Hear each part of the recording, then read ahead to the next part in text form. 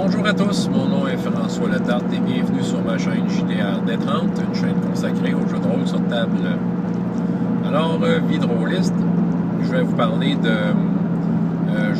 en fait du RPG Week, le 4e épisode de la saison 2.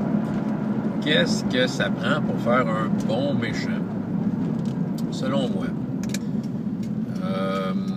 J'ai pas de recette toute écrite, puis une formulaire écrite, une fois que je fais un méchant, je vais souvent au feeling. Mais mettons ceux que j'ai particulièrement réussi, je dirais, c'est sûr que ça leur prend une motivation, c'est des personnages un peu comme les autres, ils ont des raisons d'être des méchants. Ça leur prend une motivation, puis il faut garder en tête que dans la vie de ce méchant-là, ce qu'il fait, il pense, comment je peux dire, il est le bon, il est le héros de son histoire, OK? Il pense qu'il fait la bonne affaire. Mais souvent, il va le faire, il va créer de la méchanceté pour réussir quelque chose que lui considère comme étant la bonne chose à faire. Des fois, il est peut-être même convaincu qu'il va aider les gens avec ce qu'il fait. Du moins améliorer. Le gars qui veut dominer le monde, puis rendre tout le monde esclave, c'est peut-être une façon pour lui de dire que le monde sera meilleur s'il est ainsi et que je vais aider tout le monde. C'est un peu tordu, ça fait partie des méchants. J'aime bien les méchants qui se sentent au-dessus des autres, que dans leur conversation, ils sont hautains. J'aime les méchants qui veulent être amis avec les joueurs, à un moment donné, comme qu'à un moment donné, les joueurs et les personnages des joueurs et le vilain aient une conversation qui n'est pas nécessairement un combat, qui apprennent à se connaître. Puis les conversations qui en découlent, c'est vraiment intéressant. C'est le fun aussi que le vilain soit un dilemme. Pourquoi que les joueurs ne prennent pas action tout de suite? Un cas classique, le vilain a un lien de famille avec un des personnages. Donc, il peut utiliser cette carte-là. Il y a un dilemme, est-ce que je vais tuer mon propre frère parce que c'est un méchant? C'est un classique. Il peut y avoir d'autres choses. Peut-être que étrangement, le méchant et le vilain, en fait, puis les héros, veulent la même affaire. C'est juste que la manière de l'obtenir,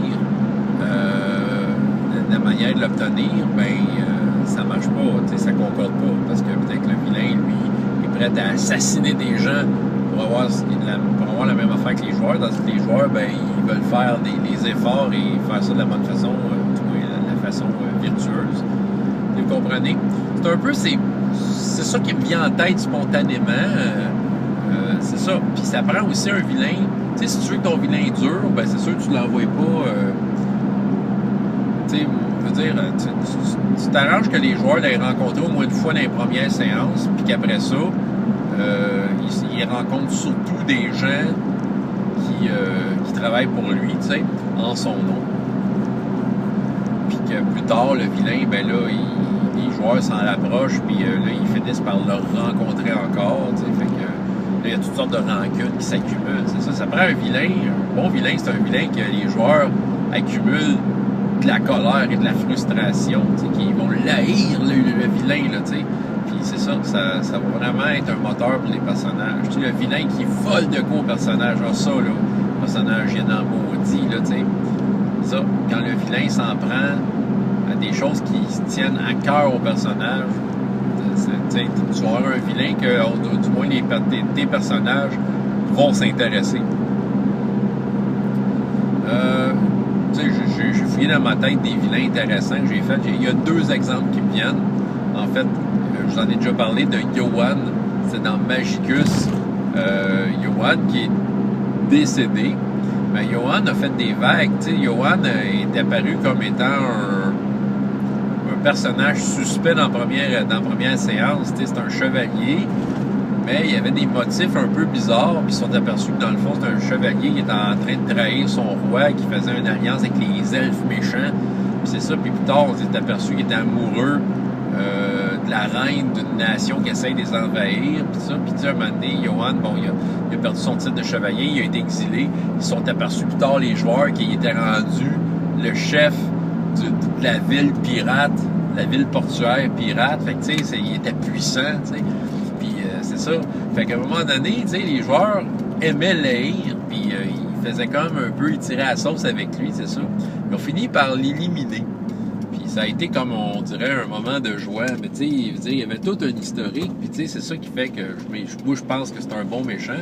Ce qui arrive, c'est que, tu sais, les premiers qui l'ont haï, quand il est mort, ce gars-là, ce méchant-là, ben, il n'y avait aucun de ces joueurs-là qui était là à ce moment-là. Autrement dit, il y a eu une tradition orale au fil des parties, au fil des joueurs qui tournaient autour de cette balle-là. Tu sais, à toute fois que ce Johan-là t'est nommé, le monde pognait les nerfs. Ah non, Johan, on l'haït, tu sais, puis c'est ça.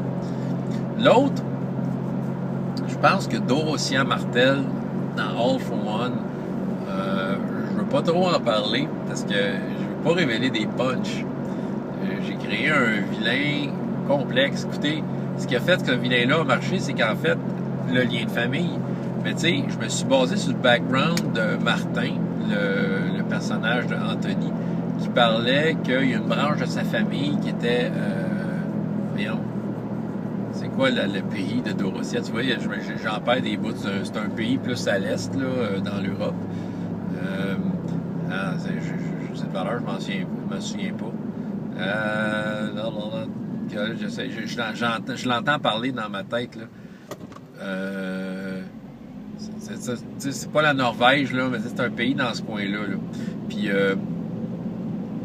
Puis c'est ça. Puis elle est venue à Paris pour avoir la tête de Martin, selon ce qu'elle dit, puis prendre le pouvoir de la famille Martel, parce que le père de Martin, il est mort, c'était lui qui avait la famille, c'était un méchant, Martin veut reprendre sa famille, puis la mener comme une bonne famille, mais il y a elle qui arrive, puis c'est ça, elle, là, son affaire, c'est qu'elle est hyper riche, elle fait de la magie, à peu près au même niveau que Martin, en fait, mais elle a un edge que Martin n'a pas, c'est qu'elle est hyper riche. C'est ça. Fait qu'elle est capable de se payer plein d'affaires, plein de monde, plein d'espions, plein d'affaires. Puis elle a des espèces d'assistants qu'on sait pas trop si c'est des morts vivants ou des faux vivants. Puis c'est ça, dans la dernière séance d'All for One, ils ont rencontré les méchants contre qui ils sont battus. C'était du monde qui avait tué avant. Fait que, tu sais, là, il y a un mystère entourant ça. Puis, tu sais, je le sais où est-ce que je m'en vais avec Dorothea. Fait que, tu sais, si j'ai la chance de jouer à All for One, puis que j'ai la chance de remettre Dorothea en jeu, c'est ça. Puis, tu sais, elle est complètement avide de pouvoir. Elle est complètement... comment je pourrais dire? Hyper convaincue que son affaire. Elle est hyper convaincue que c'est elle, puis c'est ça. Puis, tu sais, on dirait qu'elle veut se manifester en faisant tout un spectacle, tu sais, en montrant, tu sais, elle veut montrer à quel point qu'elle est cruelle, c'est ça. Elle veut montrer à quel point qu'elle est cruelle, qu'elle est puissante, puis qu'elle a plus d'un tour dans son sac. Puis que, c'est ça, elle est là pour surprendre. Fait que, tu sais, elle veut comme prouver à tout le monde qui le remarque à quel point qu'elle a tout ce qu'il faut pour être la chef de cette famille-là. Voilà. C'est un peu ça que j'avais à vous raconter. Fait que c'était mon RPG Week numéro 4. Restez à l'affût parce que RPGS, ça s'en vient à grands pas. Je viens de faire ma lumière. Puis vous allez voir ça. On a fait nos personnages ce soir. Je vais sûrement vous en parler dans les semaines à venir. Donc, c'était une annonce classée à la fin du RPG Week. François Letard, JDRD30, et jusqu'à la prochaine fois. Et autant de plaisir dans la vie que dans les jeux. Au revoir.